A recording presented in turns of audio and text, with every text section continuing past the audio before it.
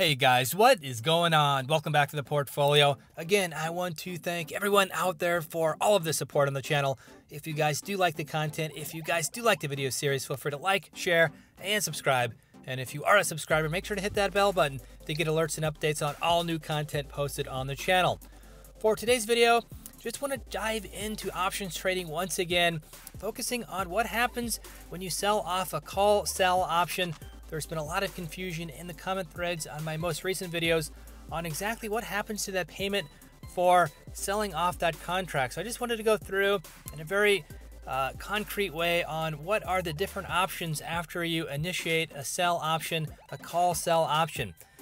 To get up to speed on all of the things we'll be talking about, please take a look at my prior videos. I went through what options are in detail and what covered calls are in particular. That's what we'll be doing. That's what we'll be talking about today.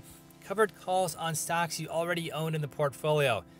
Before we do that, just a quick review here. As you can see here, the portfolio now is over $160,000. It's been kind of an up and down pattern over the last couple of days, last week or so. Very good day today, up $13.99.92 during regular hours trading. A little bit extra there as well in after hours trading, $686.66. We take a look at the portfolio very briefly here.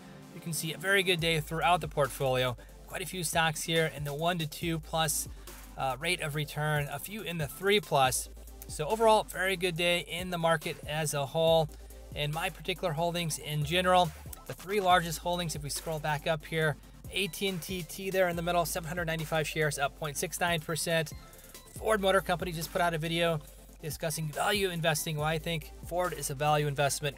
54.25, 1.6%. And the recent breakout here with Portola, 787 shares, another 2.19% today.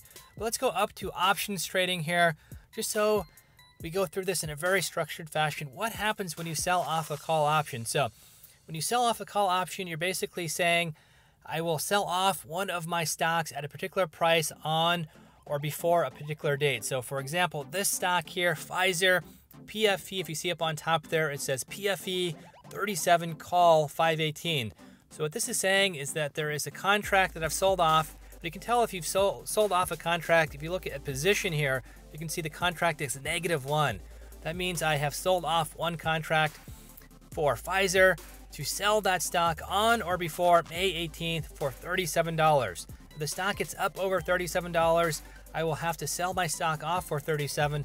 The person who buys it can then sell it to the market for more, make a profit. That's why they are doing the option. I don't think it's going to get up that high. That's why I sold off this option. And for me to do that, I got 2 cents per share. Each contract is 100 shares. So I got $2 for this particular trade, which you can see here on the bottom. May 14th, you can see 37 call sell 518, $2. So I got $2 to sell off this contract. Again, this is saying that I'm obligated to sell 100 shares, one contract of Pfizer for $37 on or before May 18th. If it does not get up that high, the contract simply expires. But this is where the confusion comes in. What happens with this contract? So up until May 18th, this contract can be bought and sold itself. So for example, if I want to buy this contract back, you can see the current market price is $3. So I would have to pay $3 to buy this contract back.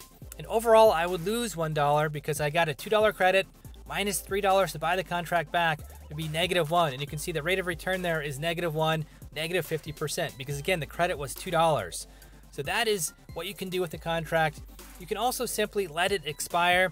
If the contract is for $37, as it is with Pfizer here, if the stock does not get up to that price, you can see the price on the bottom there, $35.68. The contract simply expires, and I still keep that credit, that $2 credit to the account. Or what can happen if the stock gets up over 37, then the buyer of the contract will obligate me to sell them my stock for $37 per share. So those are the three things in general that can happen with the contract. It can expire with the price not met. It simply goes away. I keep my credit. It expires with the price met. I have to sell off my stocks to the person who bought the contract. Or I can go ahead and buy and sell these contracts like a stock. I can buy back the contract and then negate the contract. So why would you want to do that? If I were to buy this contract back, I would lose $1. But if we take a look, for example, at IRM, this is another call sell. You can see up on the top there, IRM, $35, call 1019. So Again, this is saying that I have to sell off IRM for $35 per share on or before 10/19.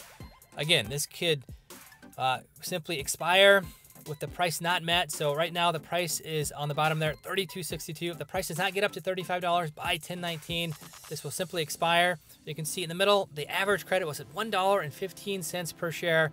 So you can see on the bottom here, I got a credit for $115. Now for this particular stock, you can see -1. Again, I sold off that contract, but the current market value is only -63. So that means if I wanted to go ahead and buy back this contract, I would have to pay $63. So I got $115. I have to pay back 63 of that.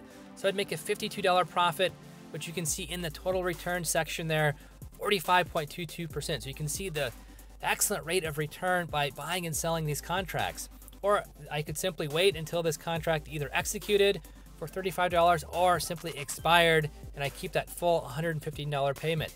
So those are the three things that happen with contracts. But after you sell off a contract, that credit always stays in your account. This is a put sell. We're not going to be talking about that today. Here is another call option on AT&T. As I've talked about in my prior videos, I've been doing a lot of call options on AT&T while I look to get out of a swing trade. So for example, this particular stock here, T, $33, call 518. Again, this is saying I have to sell off AT&T at $33 on or before 518 in order to fulfill that contract. I'm obligated to do that. I could sell off this contract. You can currently see here I got an average credit of 3 per 100 shares, or per contract. I have -5 contracts. Sold off 5 contracts. You can see in the middle there, collateral, 500 shares of AT&T. I got a payment on the bottom of $15. So for this particular trade, I could go ahead and buy these contracts back. So I hope that makes sense. Again, just to emphasize, once you sell off a contract, the credit is always yours to keep. Then you can go ahead and buy back the contract. Let the contract expire. If the price is not met, it simply expires. You keep the money. Nothing happens after that. Or if it expires and the contract price has been met, or for example, let's say Pfizer here is trading at $100, well, the other person would buy the stock from me for $37 and then sell on the open market for $100 and then simply make $63 per share. That's the value. That's the reason why people are buying these contracts. It can be a hedge against some of their other stock purchases.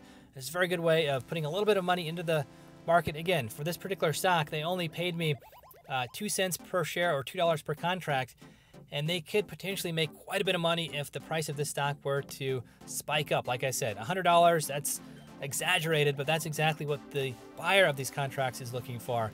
And I, as a seller, don't think it will get up to 37, or I'm more than happy to sell off for 37 for a swing trade, basically getting paid to do a swing trade.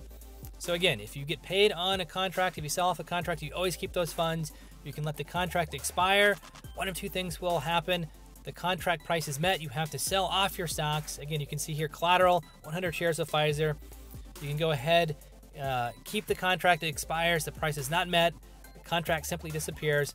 Or you can go ahead and sell off, or in this particular case, buy back the contract because it's -1 contracts. You sold off the contract, buy it back at a lower price, and then go ahead and sell off other contracts on those same shares of whatever stock that you're trading with.